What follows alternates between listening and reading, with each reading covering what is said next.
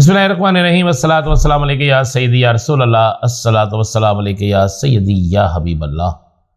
تمام سننے والوں کو میرا سلام، میں ہوں رانا عظیم، اور آج کی سب سے بڑی اور اہم اور دلچسپ خبر یہ ہے کہ میاں شہباز شریف نے لاہور میں ایک پریس کانفرنس سے خطاب کرتے ہوئے بہت سی چیزوں کا انکشاف کیا، لیکن سارے انکشاف جو تھے وہ آدھے کیے۔ جب ان سے سوال کیا گیا کہ لوگ غائب ہو جاتے ہیں، لوگ پکڑے جاتے ہیں، صحافی جو ہیں وہ کئی ماہ نہیں ملتے اور بہت سے لوگوں کا کیا، تو انہوں نے کہا، اس کا جواب نہیں دیا، بلکہ انہوں نے کہا جی میں تو خود پکڑا گیا، حسین نواز پکڑا گیا۔ پھر ایک سب سے بڑی دلچسپ بات انہوں نے کی، جی حمزہ شہباز شریف کو پاکستان میں یرغمال بنا کے رکھا ہوا تھا۔ اچھا، مجھے جہاں تک یاد ہے اور میں نے چودھری شجاعت حسین کی کتاب میں جو پڑھا ہے اور میں نے چودھری شجاعت حسین کے منہ سے جو سنا ہے، اس کے مطابق پاکستان کے اندر جتنی حمزہ شہباز شریف کو چودھری برادران نے سہولتیں دلائی تھیں اور جس طریقے سے وہ رہتے تھے، شاید اگر اسے یرغمال بنانا کہتے ہیں تو میں سمجھتا ہوں پھر پاکستان کے ہر شہری کو یہ سہولت ملنی چاہیے، ہر پاکستانی کو یرغمال بنا لینا چاہیے پھر اس طریقے سے، اگر یہ سہولتیں یرغمال بنانے کی صورت میں ملتی ہیں۔ اور آخر میں ایک بات اور انہوں نے کہی کہ اگر اللہ کو منظور ہوا اور ان کی ڈاکٹرز نے اجازت دی، ڈاکٹر کی اجازت سے مشروط ہے جی میاں نواز شریف صاحب کی وطن واپسی، اور انہوں نے کہا جی وہ آ کر قانونی جنگ لڑیں گے اور اپنے مقدمات جو ہے ان کا سامنا کریں گے۔ جبکہ اسحاق ڈار صاحب نے بھی کہا کہ پاکستان کے اندر یا دنیا میں کس جگہ ضمانت نہیں ملتی، ضمانت تو ملے گی اور ہر صورت میں ملے گی۔ اب بہت سے سوالات جنم لے رہے ہیں اس پریس کانفرنس اور ایک اسحاق ڈار صاحب کے بیانات کے بعد کہ کیا آج سے پہلے جو پاکستان میں نہیں تھا کیا وہ ہوگا؟ کیا ایک قیدی اشتہاری مفرور، جو بھی آپ لفظ استعمال کر لیں، کیا اس کو پروٹیکشن بیل ملے گی جلسہ کرنے کے لیے، اپنے آپ کو عدالت یا قانون کے آگے پیش کرنے کے لیے نہیں میں کہہ رہا، جلسہ کرنے کے لیے کیا اس کو بیل ملے گی؟ کیا اس کو اجازت ہوگی کہ وہ پہلے عدالت یا قانون کے سامنے جانے سے پہلے، اپنے آپ کو پیش کرنے سے پہلے عوامی طاقت کا مظاہرہ کر کے اداروں پر پریشر ڈالے؟ کیا جو اجازت اس کو ملے گی وہ اجازت پاکستان کے ہر عام شہری کو مل سکے گی؟ کیا وہ اجازت پاکستان میں ہر جرم کر کے فرار ہونے والے کو مل سکے گی؟ سزا غلط ہوئی یا صحیح ہوئی، جرم جھوٹا تھا یا سچا تھا، اس کا فیصلہ اس پر تو بحث نہیں ہے۔ اسی طرح تحریک انصاف کے بھی بہت سے افراد جو گرفتار ہیں، ان کا کیس بنتا ہے یا نہیں بنتا، ان پر الزام سچا ہے یا جھوٹا ہے، اس پر بھی بحث نہیں ہے۔ معاملہ صرف اس پر ہے کہ حقائق کیا ہیں، سچ کیا ہے، حقائق کس طریقے سے سامنے آئیں گے، اور کیا جو سہولت میاں محمد نواز شریف صاحب کو دی جا رہی ہے، کیا وہ پاکستان کے تمام سیاستدانوں کو، پاکستان کے تمام شہریوں کو، پاکستان کے تمام افراد کو ملے گی؟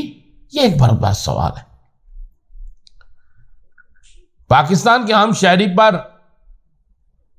جہاز اغوا کروانا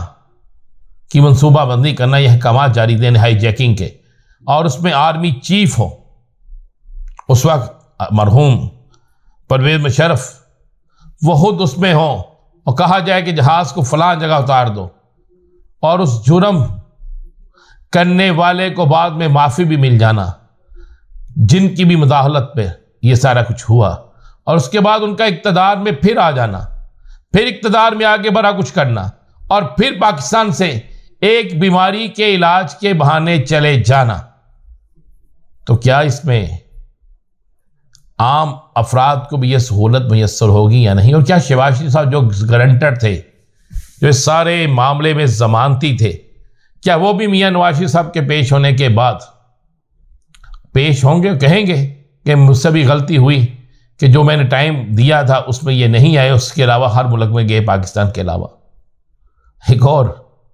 بڑی دلچسپ بات ہے کہ جو آج میاں نواز شریف صاحب کی میڈیکل رپورٹ پیش ہوئی ہے، اس میڈیکل رپورٹ میں پھر کہا گیا کہ ابھی ان کو دل کا مرض لاحق ہے، اور ان کی پاکستان اور برطانیہ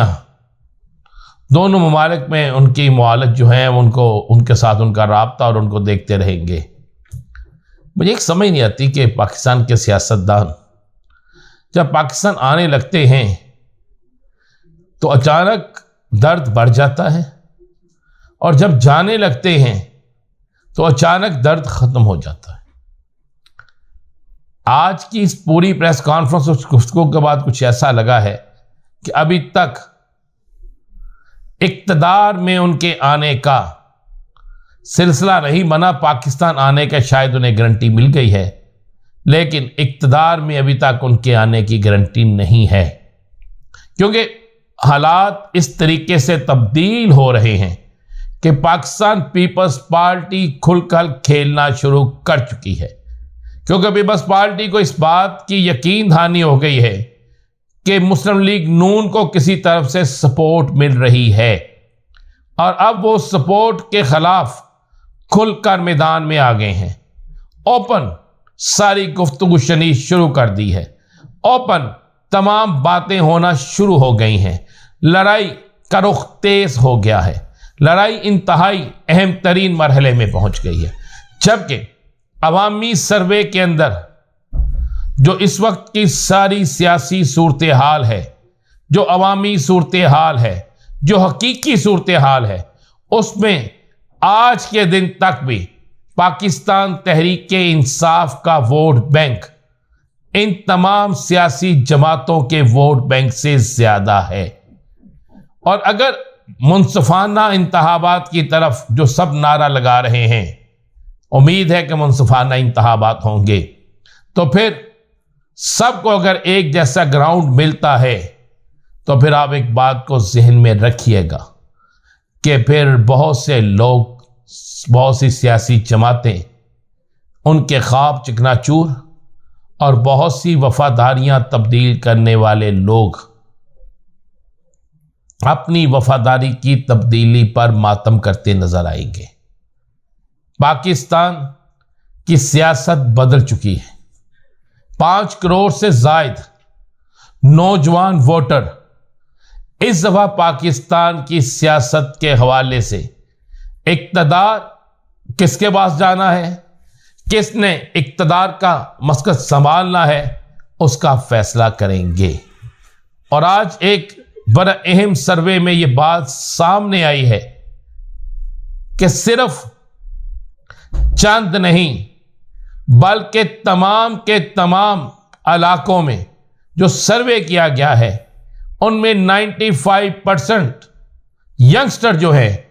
وہ نواز شریف پیپلز پارٹی اور دیگر سیاسی جماعتوں کے ساتھ نہیں بلکہ تحریک انصاف کے ساتھ ہیں، اور میاں نواز شریف کے استقبال کے حوالے سے جو سروے کیا گیا ہے وہ اتنا مایوس کن سروے ہے کہ اس میں بہت سے لوگوں کی ایسی سخت ترین گفتگو ہے کہ جن الفاظ کو سنانا یا انہیں سامنے لانا ممکن نہیں۔ اس لیے میں کہہ رہا ہوں کہ اب حالات بدل رہے ہیں، اور ان بدلتے ہوئے حالات میں بہت سے لوگوں کے ساتھ بہت سا ہاتھ ہونے والا ہے۔ اجازت دیجیے، اللہ حافظ۔